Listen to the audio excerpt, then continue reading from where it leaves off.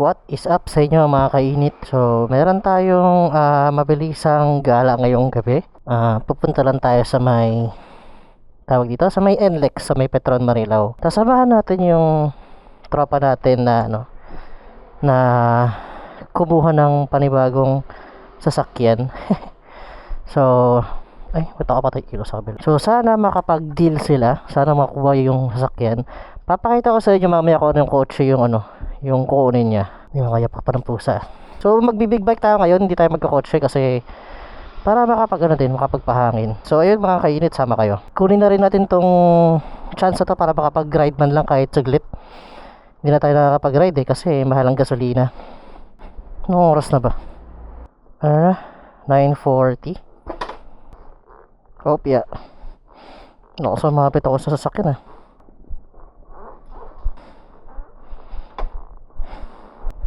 Di pa naman ganun ka-late, so okay pa tayo mag-cold start.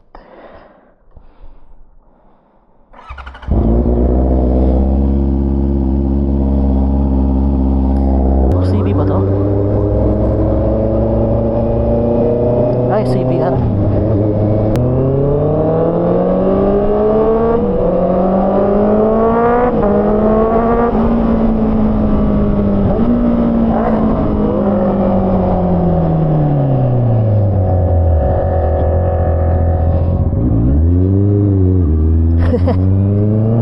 So ang mangyayari pala mga kainit, yung kotse ng tropa natin iti-trade niya doon sa bagong kotse, plus mag-add siya ng cash. Bale yung kotse ng tropa natin is Honda Civic na FD, pero yung FD na yon tawag dito, maraming setup. Kumbaga talagang binihisan yun, naka airsus, may body kits, naka mags, basta maganda yung setup niya. So yun, titrade niya yung FD niya para dun sa kanyang bagong kotse. Bamba! So yun, update ko na lang kaya mamaya mga kainit. Tapos rin, syempre tambay na din tayo sa may Petron Marilao. Ang bango. Dito na tayo mga kainit, Balintawak. Pasok ka tayo ng NLEX. Hindi na ako sanay mag big bike, parang naninigas yung mga kamay ko. Hindi na lang kasi ako nakapag-ride. Sumalubong yung trike. Let's go, NLEX na tayo. Sana may load pa yung RFID ko.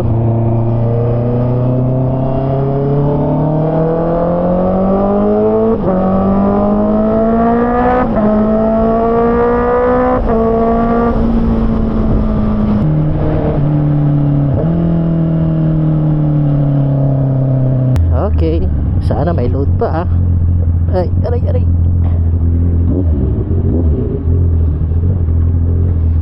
Yun, 491 pa pala. Let's go.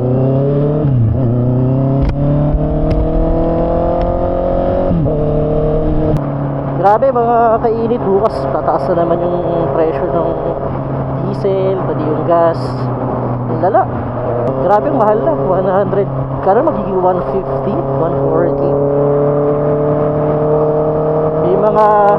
May mga long ride ako na hindi natuloy dahil sa taas ng presyo ng gasolina. Parang hindi kasi worth it pa. Parang di ba, napakasayang. Hindi naman pero yung iba marami naman nakakapag long ride pa rin. Pero for me, saka na lang muna siguro.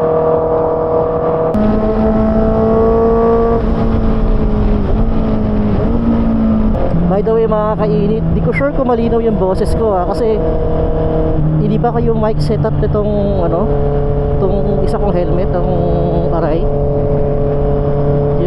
Ewan ko kung malinaw. First time ko siya ginamit pang vlog itong helmet na to, na iba yung mic setup. Well, pa rin, racing boy pa rin naman, pero medyo iniba ko yung mga posisyon. So hindi ko alam kung malinaw ba ngayon o hindi.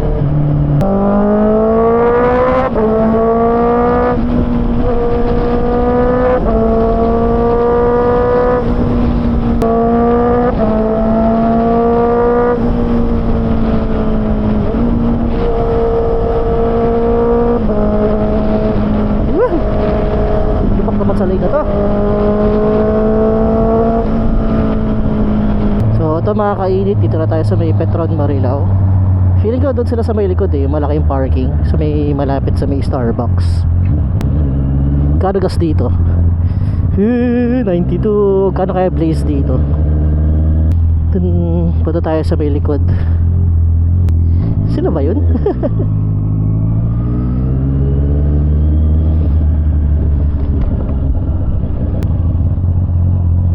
Kaya asan sila? Hindi ko makikita.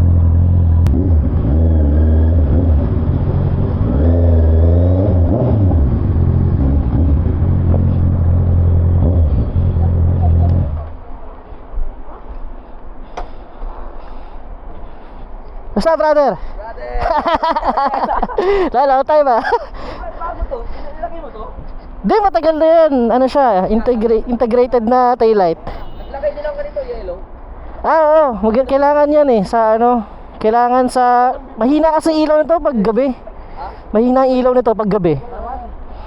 Kaya... Mahina ba? Ito sa atin, mahina rin sa akin. Carbon, Lodi. Hindi, stock talaga mahina. Hoy! Ito mga kainit yung kotse ng tropa natin. So ito yung iti-trade in niya doon sa darating na kotse niya. Na sana makuha. So ito pakita ko sa inyo. Oh my God! Wow!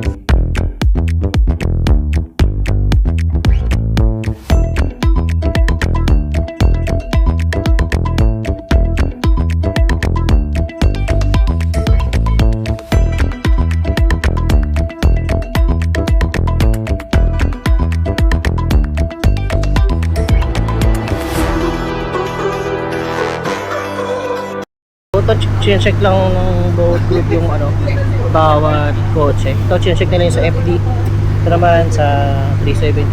Si Kim yung nag-check na to. Siya yung tropa namin na maalam sa ganitong mga pag-check ng mga ano, ganitong kotse. Grabe, puro sports car dito ah. Kung kahit mahal gasolina, di ba? Katas na. Bukas. Ako, nagbutaw na lang ako eh. Mahal gasolina eh. Mahal gasolina, ma'am. Hindi, mahirap kasi labas, marami nakapark. Sabi ko, magmotor ka lang ako. Sabi ko, pahangin lang din saglit. Para lahat nakapark. Kaya nga, next time, sana madil ni Erwin, no? Para two-door na rin. Ayaw na rin ang sakay sa likod. Oo, tama. Ito mga kainit, mukhang magkakadil na tayo. Check na yung mga papeles and all. Tapos, mukhang good sa malaki na Erwin. So, ito, last checking sa engine. Although wala akong alam sa parts ito eh. Nakikichismis lang ako. Test drive na. Hindi, pabalik. Yeah, rami ako mag-drive. Pabalik na. Ayan mga kainit, nakabalik na sila. Nakapag-test ride na. So ito na, malalaman na yung pinaka-deal kung papasok ba, tatagos ba o hindi. Ito mga kainit, lumipat lang kami ng parking dito sa may mga mas maraming ilaw. Yung mga kotse na mga bigatin. 86, FD, 370Z. So ito yung swap, itong FD ni Erwin, tapos ito yung swap niya, itong 370Z. So mukhang good naman na yung deal. Final usapan na lang, tapos mamaya kukuha natin syempre ng rollers. Diba? Okay na mga kainit, pirmahan na. Done deal, congrats kay Erwin sa kanyang bagong 370Z. Let's go. So yun mga kainit, tapos na tayo dito sa may NLEX. So na-done deal na ni Erwin yung kanyang bagong sports car. So kung napapanood mo ito pre, congrats. Ito yung kanyang 370Z. So pauwi na tayo. Makasabay na natin sila. Mag-ano tayo? Syempre balik NLEX, tapos Skyway. Baba tayo sa may G Araneta. Let's go. Phone connected. Yun o.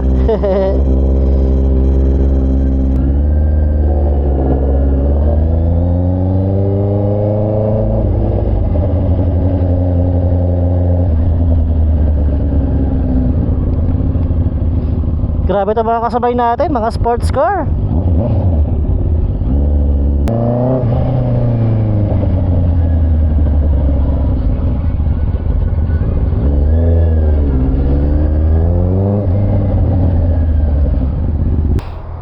Pogi ng auto ni Erwin, mga kainit. Gagi pre, 4,000 na. 4,000. May laman naman siya kanina, di ba? Bago mo, ano? Nga lang, 12 miles na nga lang eh.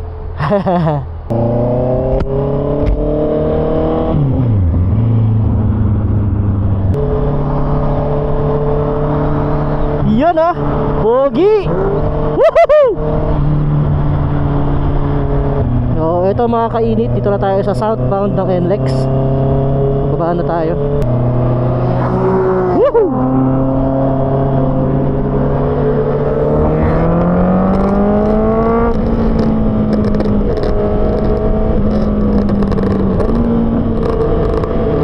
Grabe naman yung putok na to.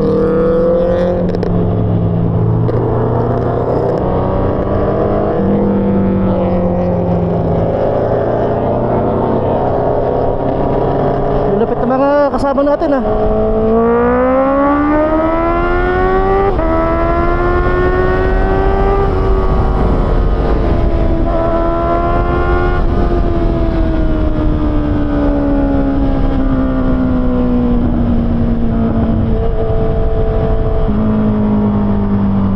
Meron konti.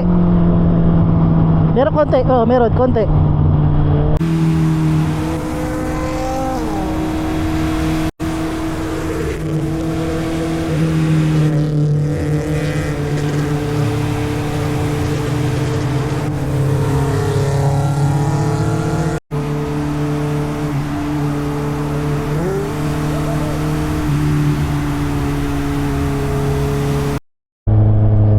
Ito mga kainit, skyway na tayo. Sige, diretso lang.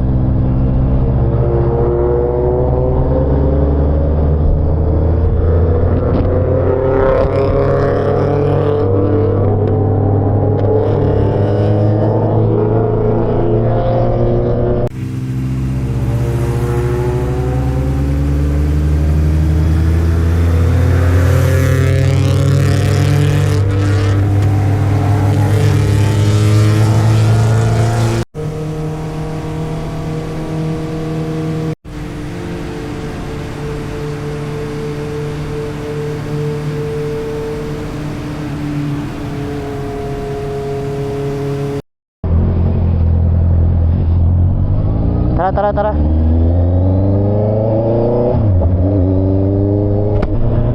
So ito mga kainit, dito na tayo sa pababa na tayo sa may tawag dito, GR Neta. Doon tayo pababa. Para sila, pamarikina kasi sila eh. So E-Road sila, dire-diretso E-Road, talawid ng Katipunan, Marcos Highway. Doon na.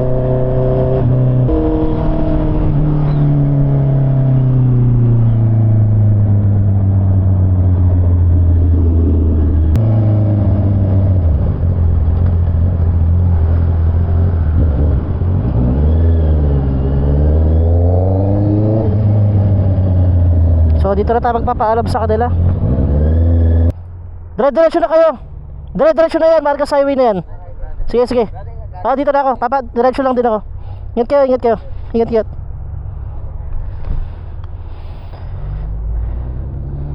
Brother, ingat. Diretso na kayo.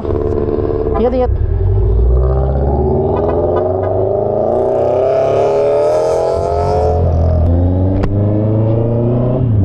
So yun, humiwalay na tayo sa mga tropa natin.